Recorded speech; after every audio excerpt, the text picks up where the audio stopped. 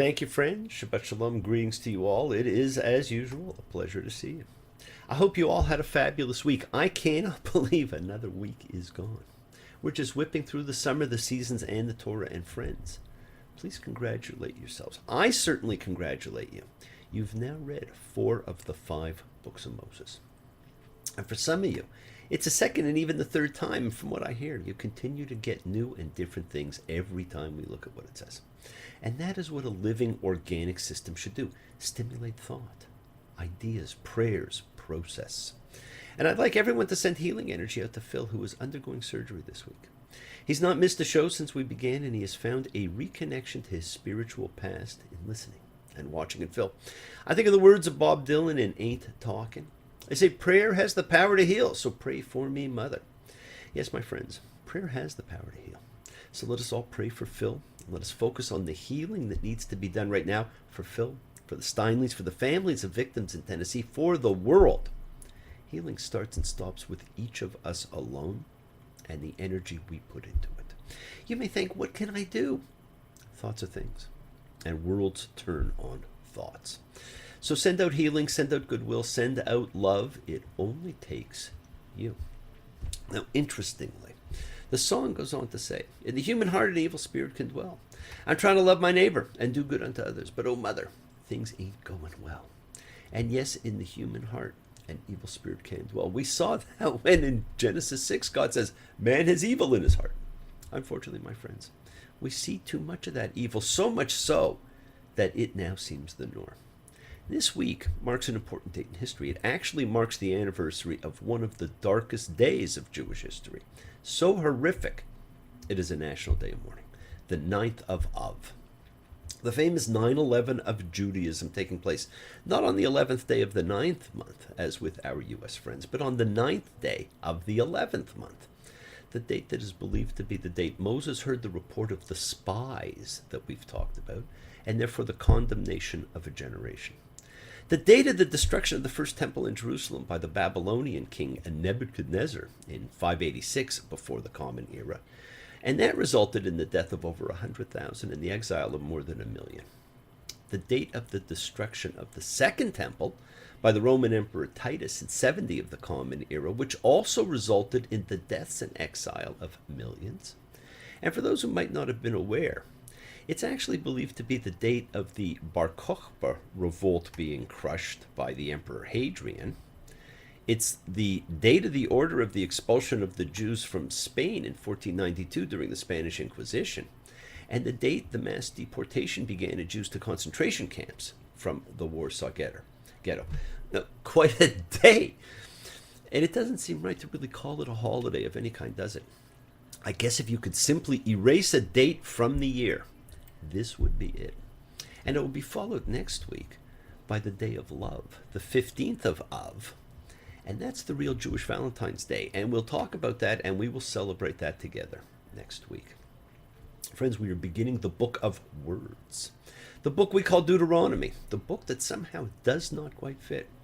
And when we are finished, you can decide for yourselves. The beginning of this book is amazing, simply amazing. It's a book that begins with a beautiful juxtaposition. It is 11 days from Horeb, but it was in the 40th year. Wow, 11 days that took 40 years.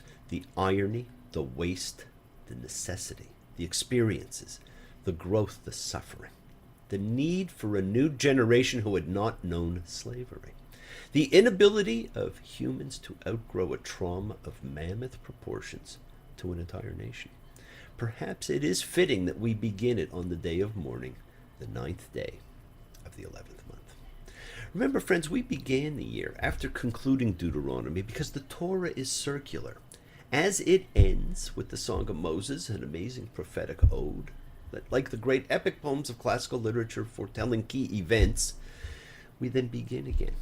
And when we read it, we said, what if? What if the Torah began instead of ended with this prophetic view of what was going to come? Would you look at things differently? Well, we're about to begin the book that ends the Torah, and in a few weeks we will be reading that incredible song again. But let's spend a minute and talk about what if. What if you turned right instead of left? What if you said yes instead of no? What if you had waited just another few minutes? We all wonder at times, what if? But friends, do not think in terms of changing the past. Think of how that what if revelation can impact and make you change your future. You control your destiny. We have the great gift of free choice, the ultimate freedom. It's not about going back and changing what you did. It's about taking that knowledge to change what you may do. Friends, this is Devarim, the words, Deuteronomy. It's a special parsha to open a special book. The fifth of the 5 books of Moses, the book of words called Deuteronomy. And it is an especially special parsha for me because it is my ordination parsha. And I can still recall the transference of energy as the Beit Din, the 3 rabbi members of the House of Judges, put their hands on me and blessed me as Moses blessed Joshua, and has been done with all rabbis since. It was a very powerful moment, and I will always remember this parsha in a very special way. In this book of words, you will notice, my friends, it is the words that play the dominant role. Watch, or should I say listen, as Moses mixes past, present, and future generations. So in the end, the messages imparted in this book become the messages for each generation who read this text. For some, the opening parsha best belongs elsewhere, perhaps at the end of Numbers. It's really the end of the journey. And so it's in the next parsha that we truly begin the repetition of the law. And that is what this book is. You see, the ancient name for the book of Deuteronomy is Mishnah HaTorah, which means repetition of the Torah. And friends, that is what it will seem like. Laws and stories you read in other books, all summarized here. But as I said last time, slightly different. Do not think of it as Deuteronomy, but as repetition. Remember, friends, we take the English name from the Greek, and the Greek name for this book was Deuteronomos, which means second law. It was a retelling of the law. Now, another and probably more proper way to translate it would be the repetition of the teaching, because that is what Torah means. You see, Torah here is still a verbal noun that means teaching. But the repeated stress of Deuteronomy begins to push Torah in the direction of the meaning it would subsequently have, and which it has now, which is the name not only of this book, but of all the 5 books of Moses. And it's a book of expounding and explaining, and that is what sets this book apart more than anything else from the preceding 4. Friends, so much of what we have read had to see or visual themes. But now things change. It is about words, Devarim, the name of the book. More than any other biblical text, it is a book of words, as the Hebrew title suggests. And Moses reminds the people, and the Lord spoke to you from the midst of the fire. The sound of words you did hear, but no image did you see, except the sound. The eye, which has seen so much from Egypt until this moment, can see nothing. The ear alone can receive the commanding divine words. And Moses adds, and me did the Lord charge at that time to teach. Now God writes the text of the 10 words in stone, then designates Moses, the continuing intermediary, as the leader and expounder of the laws. Presumably the reference is not to the Decalogue itself, but to the Code of Laws. What in Exodus is called the Book of the Covenant, and its counterpart in, codes of laws throughout all of Deuteronomy. And it is this book which produced the phrase, by the word of the Lord, which becomes a foreshadowing of the whole theology of legal interpretation that later will undergird the entire Talmud, as every rabbinic ruling is halakha leMoshe mi Sinai, a law according to Moses from Sinai. It's Moses' interpretation that is now kicking in. Deuteronomy, my friends, is different. It's a series of speeches, almost sermons, surrounding a recap of laws. It was the missing book of the Torah for hundreds and hundreds of years. And so its rediscovery in the 7th century before the Common Era had to allow the words of Moses to speak to a different audience. There needed to be a parallel, an equivalence drawn between this gathering, this new assembly at the Jordan, and the defining experience at Sinai, which is repeatedly referred to as Yom HaKahal, the day of assembly. And in creating that link, there's the creation of an equivalence between the experience of this audience physically present to receive Moses' last words, and that of the 7th century before the Common Era audience and its prospective heirs listening to the newfound Book of Deuteronomy and assenting to its authority. The resources of rhetoric are marshaled to create, through a written text, the memory of a foundational national event, so that the latter-day Israelites listening to this book of teaching, Sefer HaTorah Hazeh, will feel that they themselves are reenacting that event. How brilliant is that?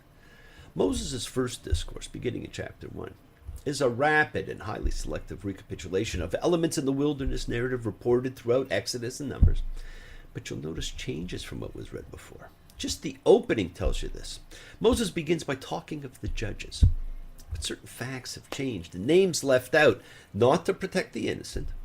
Nowhere is Jethro, Moses' Midianite father-in-law, mentioned. Nothing must be allowed to diminish from the depiction here of Moses' strong leadership, grounded in his wisdom and in his uniquely direct access to God. Moses' words tie two generations, separated by at least 500 years, if not more, together, as if they were the same. And that has been one of the most incredible and powerful tools of the Torah. It still does it to this day as words fly off the page, reminding you of what you saw, what you heard. Don't you remember? And you will notice a phrase used over and over again. Ba'et hachi, at that time. A recurring rhetorical strategy. At that time, temporally positions both Moses and his audience in relation to the legal injunction he's delivering. You heard it then, or at least, your now dead parents did, and its imperative force is exactly the same now as it is repeated. And again, it will be the same when these words of Moses are read out to their audience in the 7th century or the 21st century. The Israelites have completed their long and arduous flight through the wilderness and now stand before Moses just east of the land of Canaan.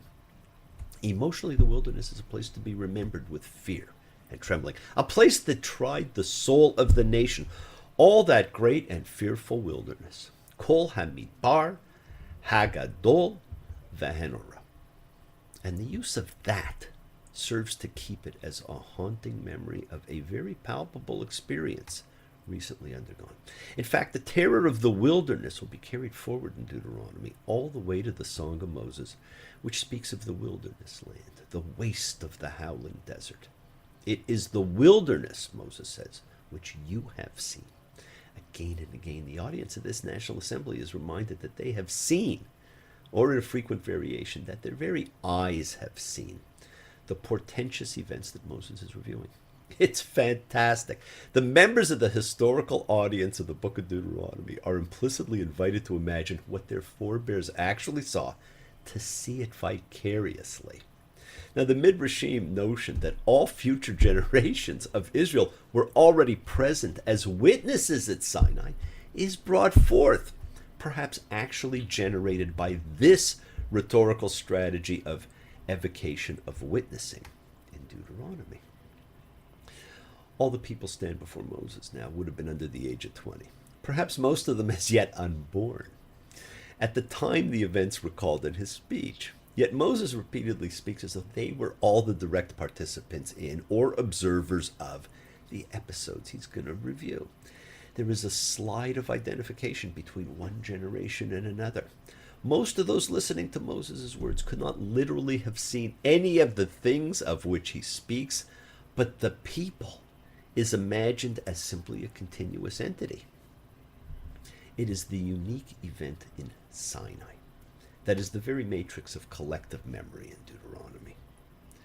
The 10 words enunciated in Exodus are, of course, proclaimed again here. And though there are certain famous divergences in wording between the two texts, the restatement of these 10 foundational imperatives reverberates throughout time. The origin of the people in the patriarchal period are almost entirely reduced to the reference to God's having sworn the land to your fathers. The great signs and portents of the Exodus itself are mentioned in just those terms.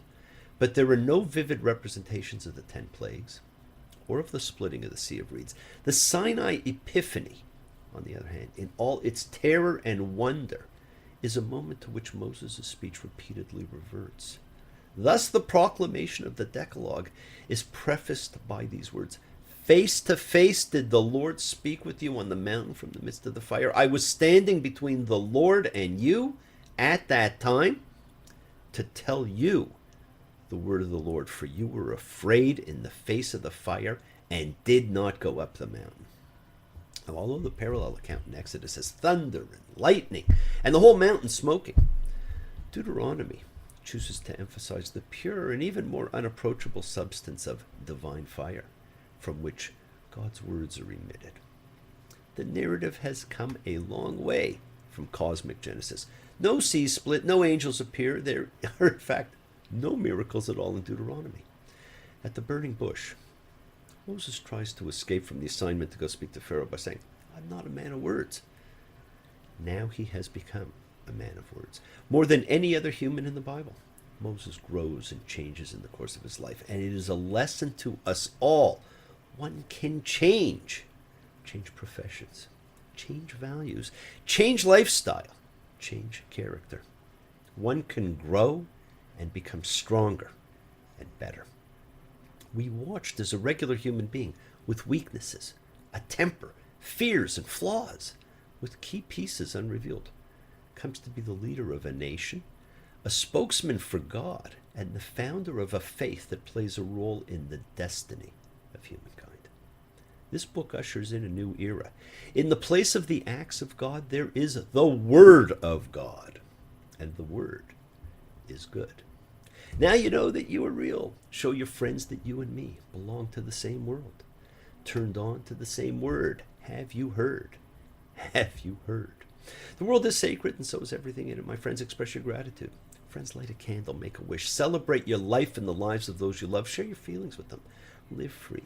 Be free. Honor your freedom. Be well, be happy, be blessed. Share and honor the light and all who live in the light, and continue to shine. Continue to send everyone you know goodwill and love. Pray for peace and freedom for everyone, and end to terror and hatred. And remember, friends, we are a community. We learn together. We celebrate each other. We love each other. We share this ride together, men and women equally. Get well, Phil. Thank you all. Love you all. See you all next time. And I do love seeing you again. And remember, your wishes do come true. Words are flowing out like endless rain into a paper cup. They slither wildly as they slip away across the universe. Bless you all. Shabbat shalom. Thank you, friends. Thank you for joining me. I'll see you all next time. Take care. Bye.